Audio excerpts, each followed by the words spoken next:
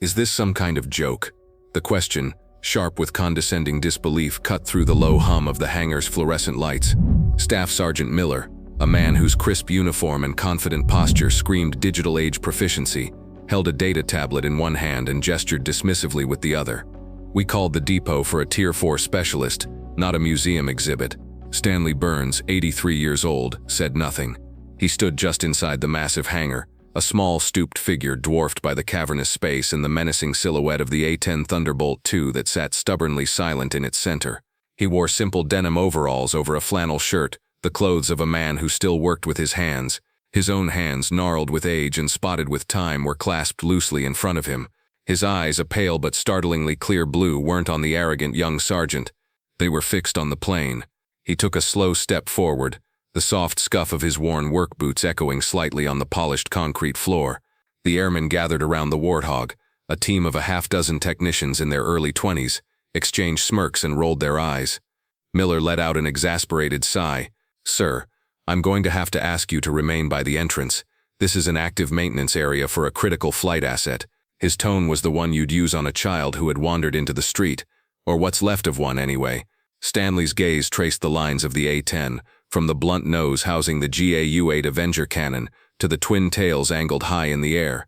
He saw past the matte gray paint and the stenciled serial numbers. He saw the soul of the machine. It was wounded. He finally turned his gaze to Sergeant Miller. "What's she telling you?" he asked, his voice a low, gravelly rumble. Miller scoffed, tapping his tablet with an aggressive finger. "She's telling us a lot of things, old-timer. The ECU is failing to handshake with the digital throttle quadrant. The MIL-LSTD 1553 data bus is throwing a cascade of fault codes we can't trace. We've hot-swapped every relevant line-replaceable unit from the DAS to the CICU. We've run diagnostics for 72 straight hours. The bird is dead in the water, and we're supposed to be on a deployment rotation in 5 days. He rattled off the acronyms like a priest reciting a liturgy, a litany of modern problems for a modern aircraft. Stanley nodded slowly, absorbing the information without looking at the glowing screen. He walked toward the aircraft, his pace unhurried. Miller stepped in his path, placing a hand out to physically block him. "Whoa there, Grandpa. I need to see your credentials. You can't just walk up and touch a $30 million piece of hardware." Stanley stopped. He didn't seem offended. He just seemed patient. He reached into the back pocket of his overalls and pulled out a simple, cracked leather wallet. From it, he produced a faded, laminated ID card. It was an old civil service credential, the photo showing a much younger man with the same clear eyes. Miller snatched it, his eyes scanning it with practiced suspicion. "Stanley Burns, civilian consultant?" He looked up from the card, his expression a perfect mask of incredulity. "What are you going to do? Tell it a bedtime story from the good old days?" A few of the younger airmen snickered. Stanley simply reached down and picked up a small canvas tool roll he had set by his feet. He began to unroll it on a nearby workbench. The tools inside were not the gleaming laser-etched instruments the other mechanics used.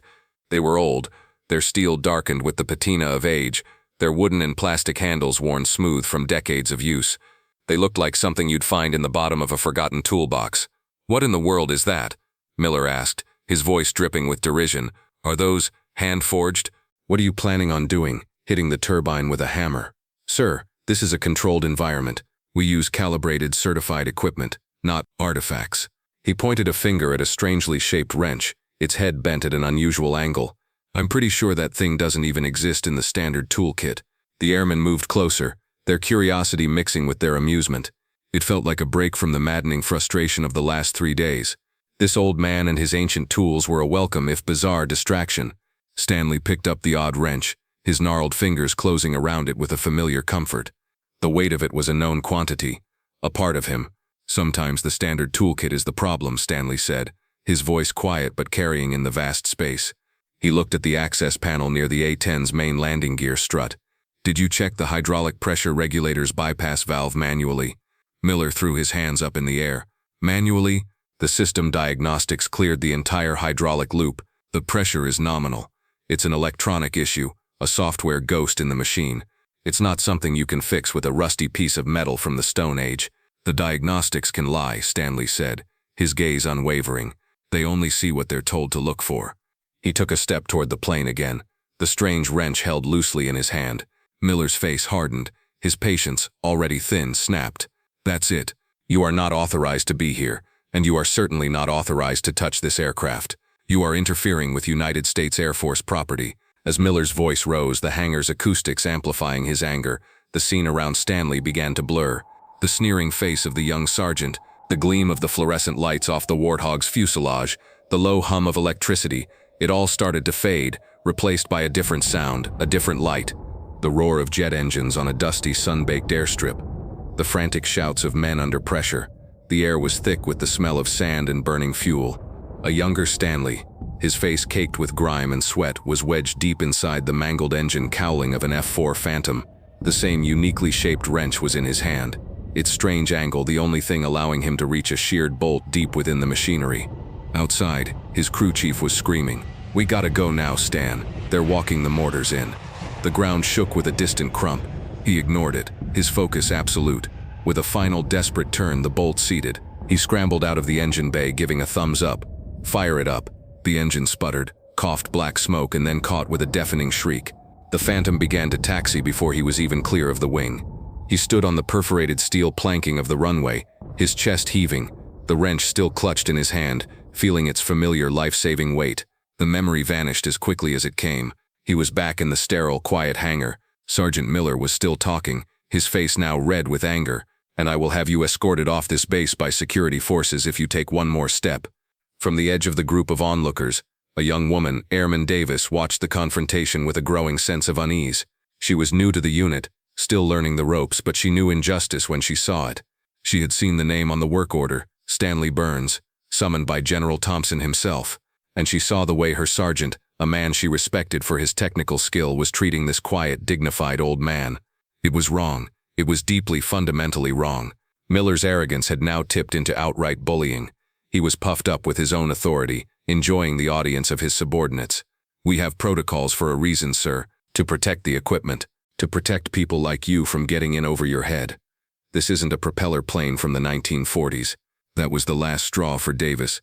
While Miller was busy trying to intimidate the unmovable old man, she slipped away from the group, her heart pounding.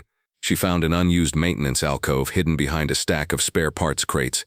She pulled out her personal cell phone, her fingers flying across the screen. She didn't have the general's number, but she had the next best thing. She called the direct line for the Wing's Command Chief Master Sergeant, a man she'd met once during her in-processing briefing, a man known for his no-nonsense attitude and his fierce loyalty to his airmen, past and present. His aide answered, "Command Chief's office. This is Airman Davis from the 355th Maintenance Squadron," she said, her voice low and urgent. "I need to speak with him. It's an emergency." There was a pause. "What kind of emergency, Airman?" "It's about Mr. Stanley Burns, ma'am. He's down here in Hangar 4. General Thompson sent him, and Sergeant Miller is about to have him arrested." The line went silent. Not a disconnected silence, but a heavy, profound quiet that spoke volumes. Davis could hear the faint sound of a chair scraping back, of muffled but urgent words spoken away from the receiver. The audience, now privy to this secret call, could feel the first tremor of an impending earthquake. Help was on the way. The balance of power was about to shift, and Sergeant Miller, blissfully unaware, was about to be buried under it. Inside the Wing Command building, the Command Chief Master Sergeant hung up the phone, his face ashen. He didn't hesitate. He didn't bother with the intercom. He moved with a speed that belied his age and rank, striding down the carpeted hallway and bursting into the office of General Thompson without knocking. The general, a two-star with a chest full of ribbons and an air of perpetual impatience, looked up from a stack of briefing documents, his eyes flashing with annoyance at the breach of protocol. "What is it, Chief?" "General, we have a code red situation in Hangar 4. Thompson's posture stiffened. "A fire? An active shooter? What?" "Worse, sir," the chief said, his voice grim. "It's Stanley Burns. You sent for him to look at the grounded A-10. The general nodded. "I did. The best man for the job." "Did he figure it out?" "He hasn't had the chance, sir. The NCO in charge, a Staff Sergeant Miller, is refusing him access to the aircraft. According to the airman who called me, he's been mocking him, insulting him, and is currently threatening to have him arrested by security forces." The transformation in General Thompson was immediate and terrifying. The bureaucratic annoyance vanished, replaced by a glacial fury that seemed to drop the temperature in the room. He stood up, his chair scraping back harshly. He grabbed his service cap from its stand, settling it perfectly on his head in one smooth, angry motion. "Get my vehicle," he commanded, his voice a low, dangerous growl. "Now, get the wing commander on the radio and tell him to meet me at Hangar 4 in 5 minutes. And pull the service record and performance reviews for a Staff Sergeant Miller. I want to see them on my tablet before we arrive." The chief was already out the door, his voice echoing down the hall as he barked orders into his radio. The audience knew what was coming. The gears of justice were now grinding, and they were turning against the arrogant sergeant in the hangar. Back in Hangar 4, Sergeant Miller had reached the apex of his self-importance. Stanley Burns had not moved, had not responded to his threats. He just stood there, his quiet dignity, a silent rebuke that infuriated Miller more than any argument could have. "All right, that's it, old man," Miller said, finally pulling his radio from his belt. "You've had your little field trip, uncalling security forces. Maybe a nice chat with them in a holding cell will remind you what happens when unauthorized civilians wander onto a secure flight line." He held the radio to his mouth, his thumb hovering over the transmit button. "This is for your own good. We can't have you getting hurt or breaking something we can't fix." It was the ultimate act of condescension, the final unforgivable insult. He was framing his own arrogance as a form of protection, casting Stanley as a doddering old fool who needed to be saved from himself. The other airmen shifted uncomfortably. The joke wasn't funny anymore. Just as Miller's thumb depressed the button, a sound from outside the hangar overrode the quiet hum within. It wasn't the distant drone of a jet. It was the high-pitched, insistent whine of sirens, growing louder at an alarming rate. And it wasn't just one siren, it was a chorus of them, converging on their position. Every head in the hangar turned toward the massive corrugated steel doors. With a low groan, the doors began to slide open, flooding the dimly lit space with the brilliant, unforgiving light of the afternoon sun. Silhouetted against the glare was a black command vehicle flanked by 2 military police trucks, their lights flashing silently. They screeched to a halt just outside the hangar entrance. The driver's side door of the command car flew open and out stepped General Thompson, his expression a mask of controlled rage. He was followed a second later by the wing commander, a full-bird colonel whose face was a mixture of confusion and dread. The airmen who had been lounging and smirking moments before snapped to attention with a collective clatter of boots on concrete. Sergeant Miller froze, the radio still in his hand, his mouth agape. His entire world had just tilted on its axis. General Thompson strode into the hangar, his polished shoes clicking an angry rhythm on the floor.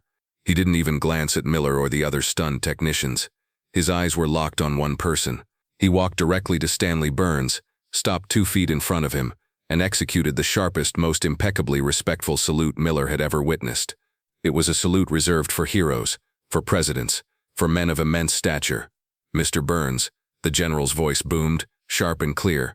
"It is an honor, sir. I apologize profoundly for the reception you have received on my base." Stanley, who had remained unmoved by Miller's tirades, seemed to shrink slightly under the weight of the formal respect. He gave a slow, tired nod of acknowledgement. The salute was returned with a simple gesture, not a military one, but one of mutual understanding. Then General Thompson turned, his body moving with the precision of a striking snake. His icy gaze swept over the ramrod-straight airman and finally settled on Sergeant Miller, pinning him in place. "Do you have any idea who this is?" The general's voice was deceptively calm, yet it carried an edge of tempered steel that made every person in the hangar flinch. Miller could only shake his head, his face pale. "This," the general announced, his voice rising to fill the cavernous space, "is Chief Master Sergeant Stanley Burns, retired. This man has more hours working on combat aircraft than every single one of you has been alive. Combined." He took a step toward the silent A-10, running a hand along its wing as if it were a prized thoroughbred. When this aircraft was still on the drawing board, Stanley Burns was in a jungle, keeping phantoms flying with nothing but scavenged parts and sheer genius. When the GAU-8 Avengers ammunition feed system kept jamming in high-G maneuvers, the engineers at Fairchild Republic couldn't solve it. They sent the blueprints to Chief Burns, who was in the field, and he redesigned the feed chute mechanism on the back of a napkin, a design they still use to this day. He turned back to the crowd, his eyes blazing. He wrote the book, the actual classified technical manual on combat turnaround maintenance for this airframe. He did it by hand in a tent during Desert Storm while rockets were landing on his airfield. The schematics you're looking at on your $10,000 ruggedized tablets, he drew the originals, with a pencil, in a war zone. The general took a final menacing step toward Miller. This aircraft isn't just a machine to him, it is his legacy. It is his child. "And you," he said, his voice dropping to a near whisper that was somehow more terrifying than a shout, "have just insulted a living legend on his own child's sickbed." A profound, shamed silence descended upon the hangar. The smirks were long gone, replaced by expressions of disbelief, awe, and deep burning embarrassment. Airman Davis felt a tear of vindication trace a path down her cheek. The truth was out, and it was more glorious than she could have imagined. The wing commander stepped forward, his face grim. "Sergeant Miller, you're with me." The words were a death sentence for Miller's career, and he knew it. He followed the colonel out of the hangar like a man walking to his own execution. General Thompson's posture relaxed slightly as he turned back to Stanley. "Stan, from the bottom of my heart, I am so sorry. There's no excuse for that kind of ignorance." Stanley simply shook his head, a flicker of sadness in his clear blue eyes. He looked at the remaining young airmen, who were now staring at him as if he were a ghost from their history books. "They're good kids, General. Just proud," Stanley said, his gravelly voice filled with a surprising lack of malice. "They trust the machine more than the man. They've been taught to follow what the screen tells them." He looked at the silent Warthog. "But the plane has a soul. It makes noises, it groans, it vibrates. You can't find that on a screen. You have to listen to it. You have to feel it." He unrolled his canvas kit again, the greasy, familiar smell of old oil and steel filling the air. He picked up a different tool this time, a simple-looking screwdriver with a dark wooden handle, worn smooth and dark with the sweat and oil of decades. He held it up for a moment, his thumb stroking the worn wood. The pristine hangar dissolved. He was 20 years old again, a young airman with slicked-back hair, standing in a hangar much like this one, but filled with the thunderous radial engines of propeller planes. A grizzled, pot-bellied chief master sergeant, a man who had worked on B-17s in the skies over Europe, was pressing this very screwdriver into his hand. "This was my father's," the old chief had said, his voice thick with emotion. "He used it to build furniture. I used it to fix fortresses. Now it's yours. Remember, son, it's not about the tool. It's about the hands that hold it and the knowledge passed down with it. Don't ever forget that." The memory faded, leaving the old screwdriver feeling warm in his hand. He walked to the A-10, the crowd of awestruck airmen parting before him like the Red Sea. He didn't plug in a diagnostic computer or consult a tablet. He simply knelt by the main landing gear, placing his free hand flat against the cold metal of the fuselage. He closed his eyes for a moment, just feeling. Then he used the wooden handle of the screwdriver to tap gently on a small, unassuming access panel. His head tilted, listening intently to the resonance of each tap. After a few moments, he stopped. A faint, almost imperceptible smile touched his lips. "It's a harmonic vibration," he announced to no one in particular. "There must be a microfracture in the mounting bracket for the hydraulic accumulator. Every time the APU spools up, it throws the pressure sensors off by a fraction of a percent. Too small for the diagnostics to flag as an error, but enough to make the flight control computer refuse to initialize the engines." He looked up at the young airman Davis. "Hand me a torque wrench, please. A half-inch drive." She practically ran to get it. He took the wrench, attached a socket, and reached deep inside the landing gear well. There was a single soft click as he made a minute adjustment, no more than an eighth of a turn. He pulled the wrench out, wiped his hands on an old rag from his pocket, and stood up, his knees cracking softly. "Try her now," he said quietly. All eyes turned to Airman Davis, who with a nod from the general climbed the ladder into the cockpit. She strapped herself in, her hands trembling slightly as she reached for the engine start sequence switches. She looked down at Stanley, who gave her a reassuring nod. She took a deep breath and flipped the first switch. For a second there was only the familiar whine of the auxiliary power unit. Then a low rumble started deep within the aircraft, a sound they hadn't heard in days. The rumble grew into a deep guttural roar as the A-10's twin General Electric engines spooled to life, their iconic sound filling the hangar with a thunderous, beautiful noise. The Warthog was alive. The airmen erupted in a spontaneous cheer, a wave of pure relief and joy. In the weeks that followed, a memo from General Thompson's office mandated a new monthly training module for the entire maintenance wing. It was called Lessons from the Legends, a program where retired veterans were brought in to share their hands-on, hard-won knowledge with the new generation of technicians. The first lecture, of course, was delivered by Chief Master Sergeant Stanley Burns, who stood not at a podium but beside an open engine cowling, his old canvas tool roll spread out before him. Several months later, in a quiet diner on the edge of town, Stanley Burns sat alone at the counter, stirring a cup of black coffee. The bell over the door chimed, and a young man in civilian clothes walked in. He was no longer a sergeant. His uniform now bore the stripes of a corporal. It was Miller. He saw Stanley, hesitated for a long moment, then walked over. He didn't offer a grand, dramatic apology. He simply slid onto the stool next to the old man. "Sir," he began, his voice quiet and humbled. "I was wondering if you had a minute. Could you tell me what it was like working on the F-4 Phantoms? Stanley stopped stirring his coffee. He turned and looked at the young man, a genuine warm smile spreading across his face. Well, he said, his eyes twinkling with memory. It all started on a hot, dusty airstrip in a place called Da Nang. The greatest tools in any hangar are not found in a toolbox. They are experience, humility, and respect. If you were inspired by the story of Stanley Burns, please hit the like button, share this video with a friend, and subscribe to Veteran Valor for more incredible stories of unassuming heroes.